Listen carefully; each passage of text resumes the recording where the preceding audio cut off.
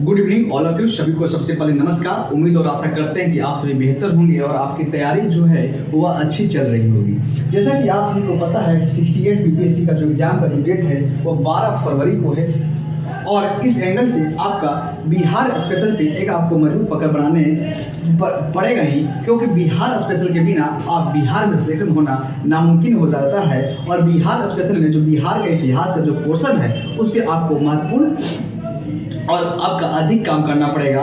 जैसा कि आप सभी को पता है कि प्राचीन बिहार के इतिहास से और मध्यकालीन बिहार के इतिहास से प्रश्न बनने की संभावना कम होती है, वहाँ पे कम प्रश्न बनता है। लेकिन आधुनिक बिहार के जो इतिहास है उनसे आपको प्रश्न बनने की संभावना अधिक होती है। लेकिन ध्यान यह रखिएगा कि आप किसी चीज को स्किप नहीं कर सकते हैं। अगर मान लिया जाए अगर 4 प्रश्न प्राचीन बिहार के इतिहास से बन जाए और उसमें अगर 3 गलत हो जाए तो आप देखिए हो सकता है कि सिलेक्शन की लिस्ट से बाहर होने के कगार पे पहुंच जाते हैं। इसलिए आप उस पर ज्यादा फोकस करेंगे जहां से आपको ज्यादा प्रश्न बनने की संभावना होती है, और उन क्षेत्रों पर यानी उन विषयों पर उन टॉपिक पर कम फोकस करेंगे जहां से प्रश्न ना बनता है या बहुत कम बनता है, लेकिन उस टॉपिक को स्किप नहीं करेंगे। कोई कब कहां से प्रश्न बन जाए यह कोई नहीं जानता है। लेकिन आज से हम बिहार का इतिहास स्टार्ट करने जा रहे हैं। लेकिन आप सबसे पहले बता दें कि बिहार का इतिहास में हम प्राचीन बिहार का इतिहास, मध्यकालीन बिहार का इतिहास और आधुनिक बिहार का इतिहास तीनों को कवर करेंगे।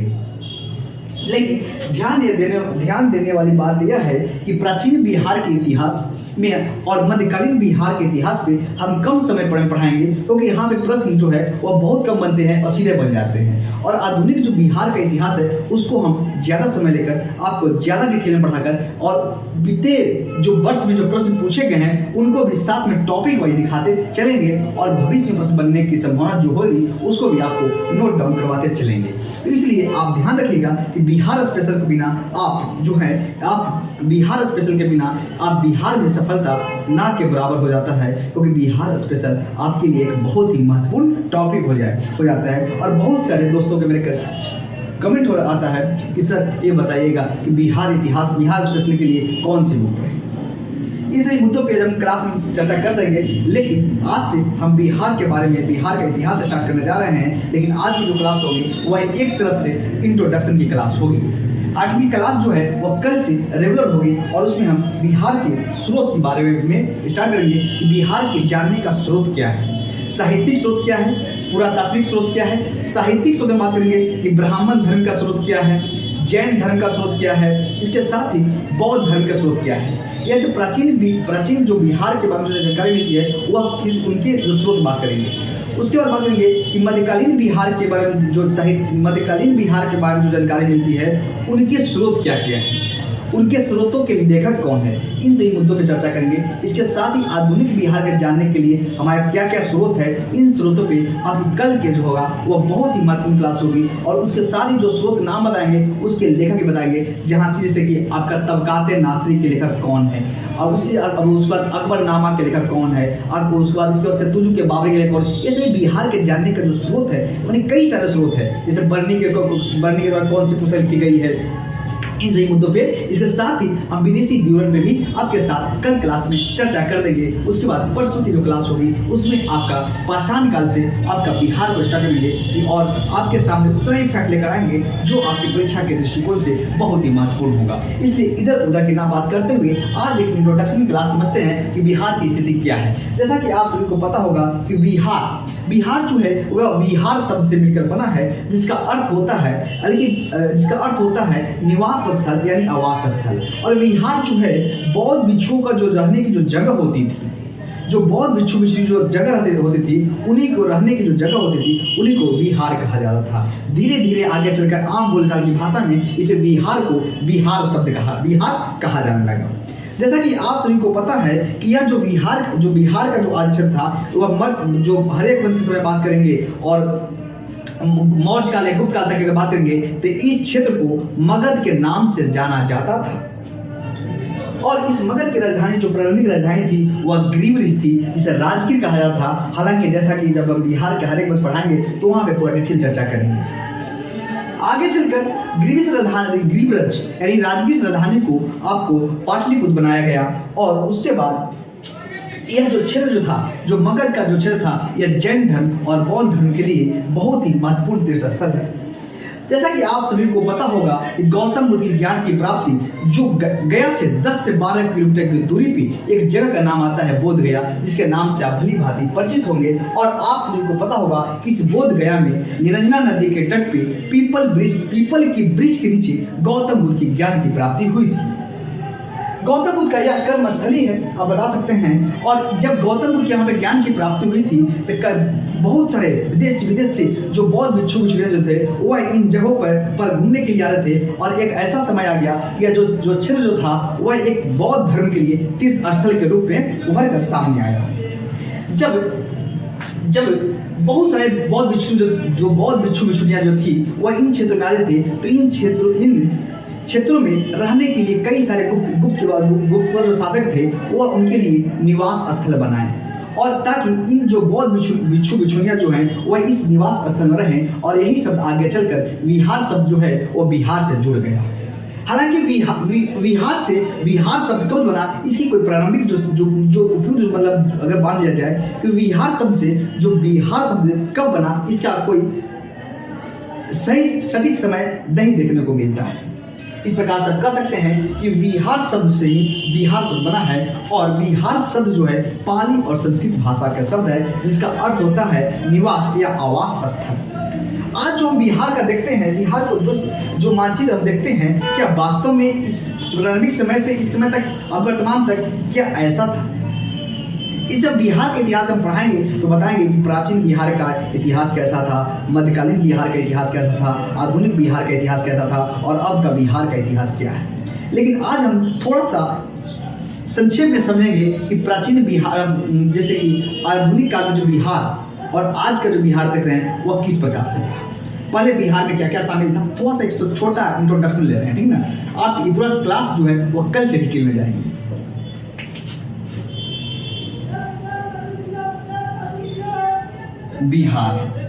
बिहार को हम समझेंगे आजादी से पहले। आजादी से पहले क्या स्थिति था, आजादी से पहले। उसके बाद दूसरा नंबर पे हम समझेंगे आजादी के बाद।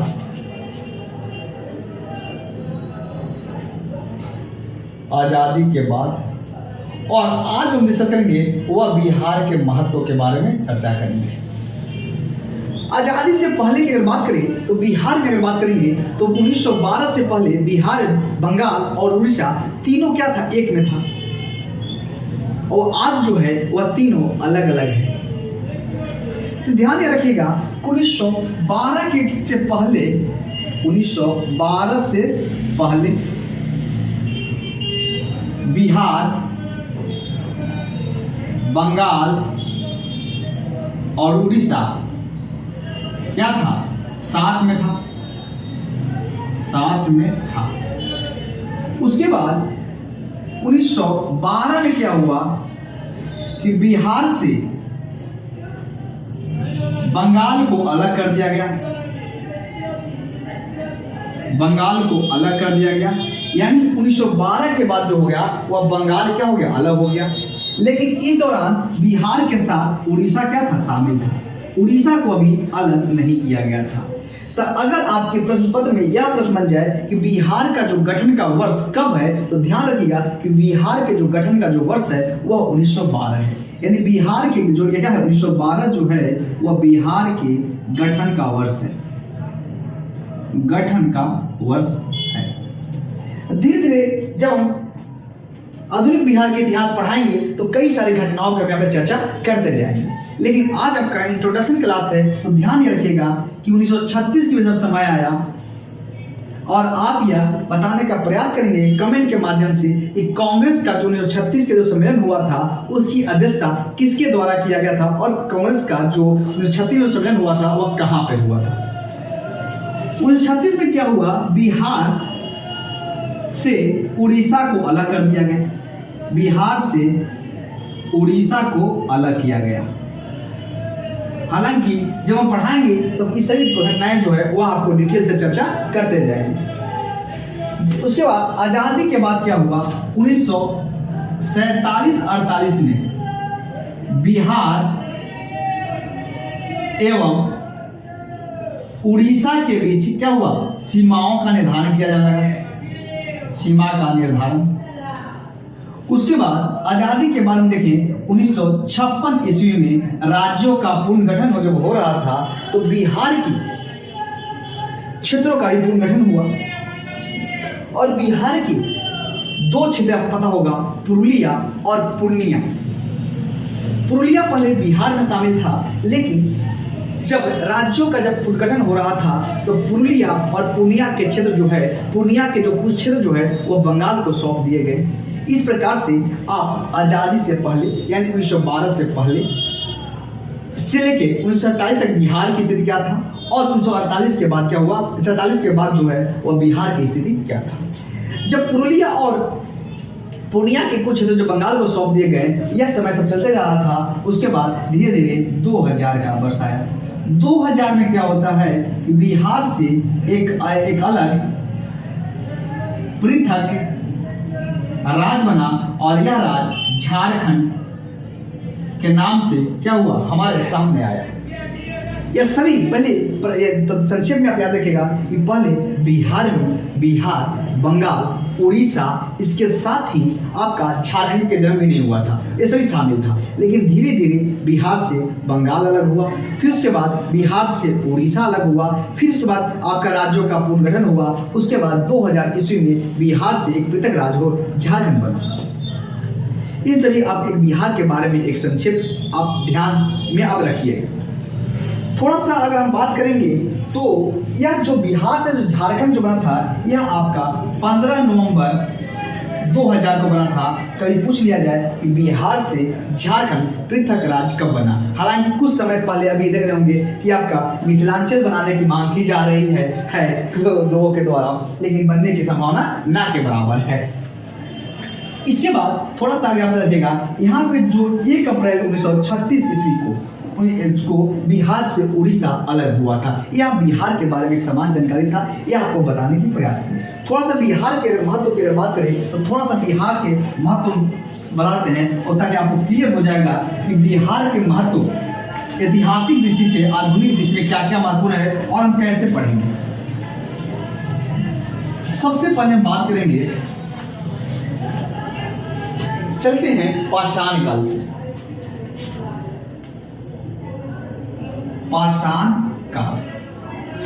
पाषाण काल में कहता है कि पाषाण काल के कई सारे औजार जो हैं वो बिहार के क्षेत्रों से मिले हैं। जैसे कि पूरा पाषाण काल के औजार मिले हैं, मध्य पाषाण काल के औजार मिले हैं, आधुनिक मध्य पाषाण काल के औजार मिले हैं। इसी प्रकार से नव पाषाण काल के औजार मिले हैं। जैसे कि अब याद रखिएगा, पाषाण काल याद रखिएगा आपका पूरा पाषाण काल, मध्य पाषाण काल, नव पाषाण काल। हालांकि यह सभी दोहराएंगे फिर पढ़ाएंगे सतत।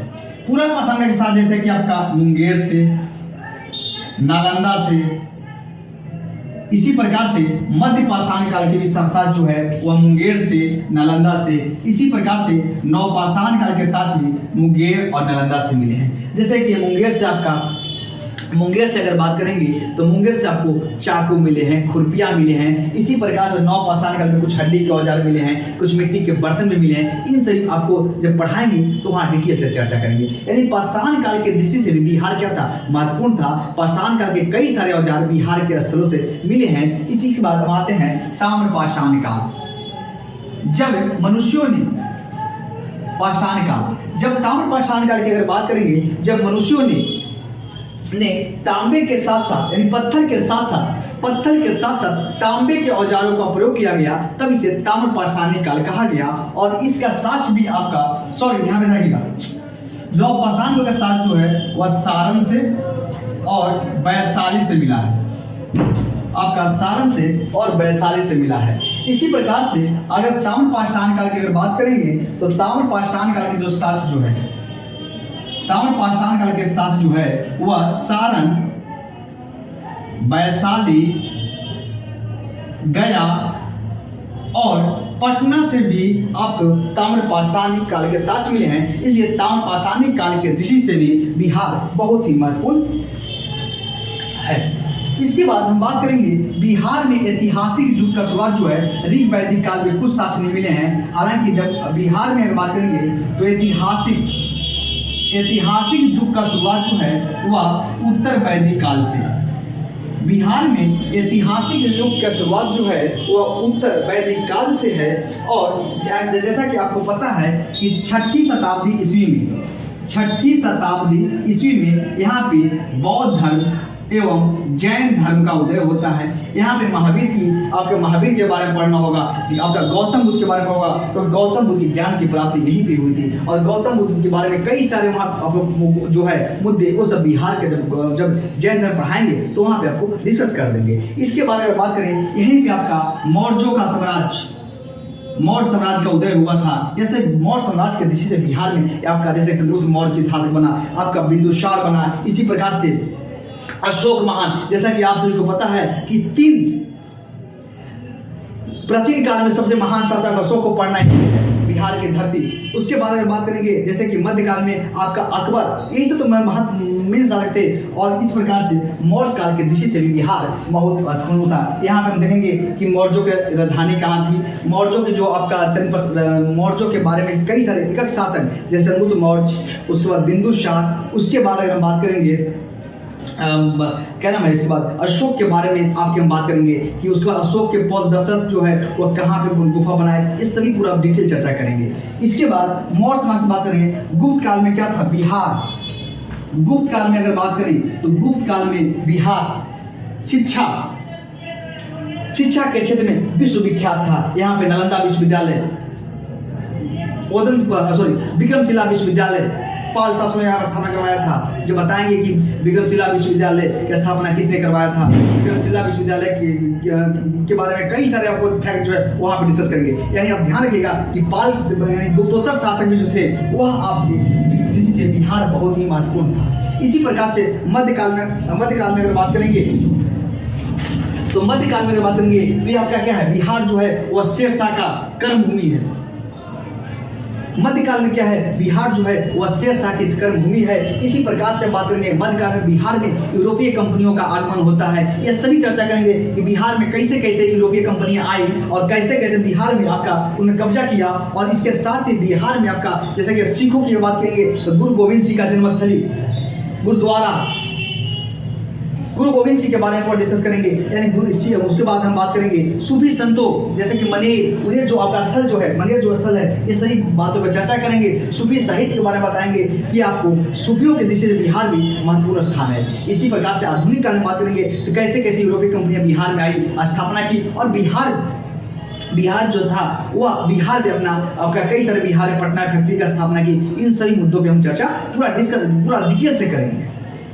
इसके साथ अगर बात करेंगे आपका प्लासी के युद्ध तो बंगाल में हुआ था, लेकिन बक्सर का युद्ध जो कि अंग्रेजों का निर्णायक युद्ध था और यहीं से हालांकि प्लासी का युद्ध जो अंग्रेजों ने छल पूर्वक षड्यंत्र के थ्रू जीता था, लेकिन बक्सर जो युद्ध था वो अपनी पूरी सैन्य क्षमता के साथ लड़ा था। और इस बक्सर के युद्ध के बाद ही इलाहाबाद की संधि हुई थी, जिसके कारण ईस्ट इंडिया कंपनी को बंगाल, बिहार, उड़ीसा की दीवानी अधिकार प्राप्त हुआ था। और इलाहाबाद की 2 संधियां हुई थी, एक 12 अगस्त को, एक आपका 16 अगस्त को।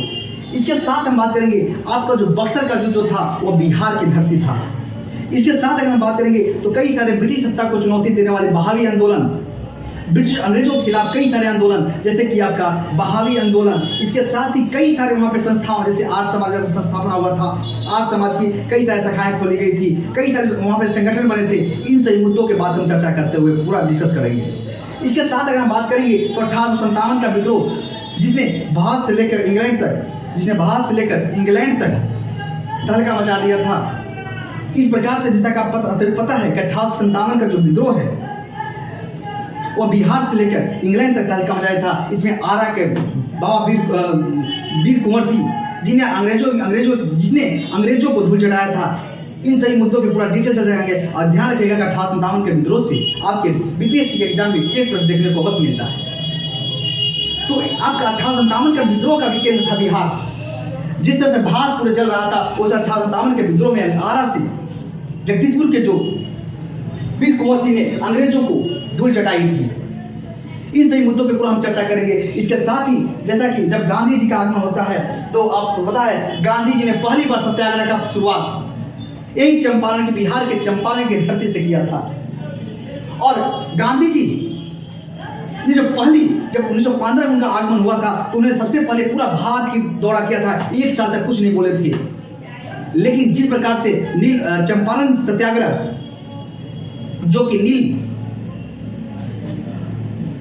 जो बगान मालिक जो थे जो नील के जबरदस्ती खेती करवाते थे उनके विरुद्ध में गांधी जी ने पहली सत्याग्रह का प्रारंभ जो है इस बिहार की धरती चंपारण से किया था।